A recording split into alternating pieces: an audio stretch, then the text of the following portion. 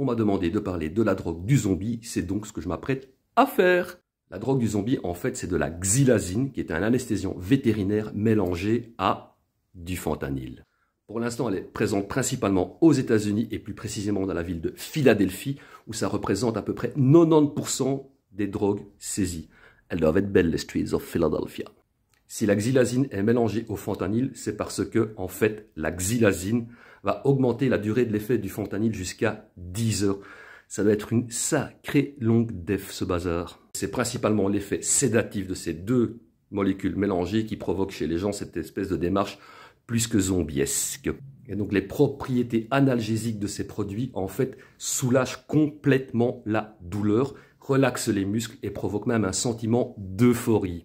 Et la xylazine provoque aussi des états d'hallucination, de stupeur, voire même des pertes de connaissance. Alors la xylazine, ça fait aussi baisser le rythme cardiaque, ça fait aussi baisser la respiration, la tension artérielle et la température corporelle jusqu'à des seuils qu'on nomme critiques. Et vu que ça s'injecte, eh bien au point d'injection, ça provoque des nécroses qui se transforment en gangrène.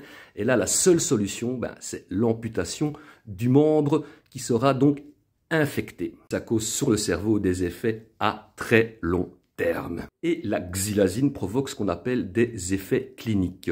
C'est-à-dire que, voilà, comme c'est un puissant sédatif, on tombe dans les vapes. Ça provoque aussi une dépression respiratoire, voire un coma, et aussi de la bradycardie. Je prends mes notes pour quand même vous expliquer vite fait ce que c'est que la bradycardie.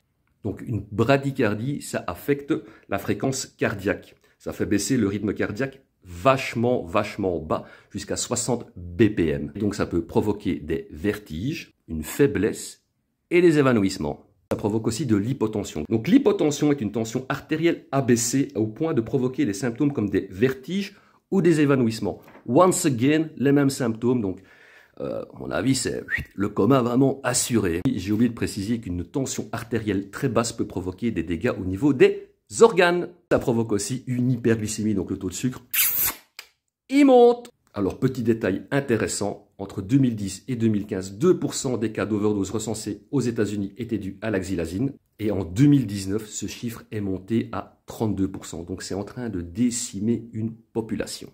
En cas d'overdose aux opioïdes, on donne du naloxone. Malheureusement, le naloxone n'a aucun effet barrage sur la xylazine. Le seul moyen de se sortir de cette addiction donc à la drogue du zombie, c'est la psychothérapie et éventuellement via un traitement de substitution type Subutex ou méthadone si ça a été consommé mélangé à du fentanyl. Voilà, pour finir, faut juste espérer que ça n'arrive pas sur nos jolis petits territoires européens parce que ça risque de tuer pas mal de monde.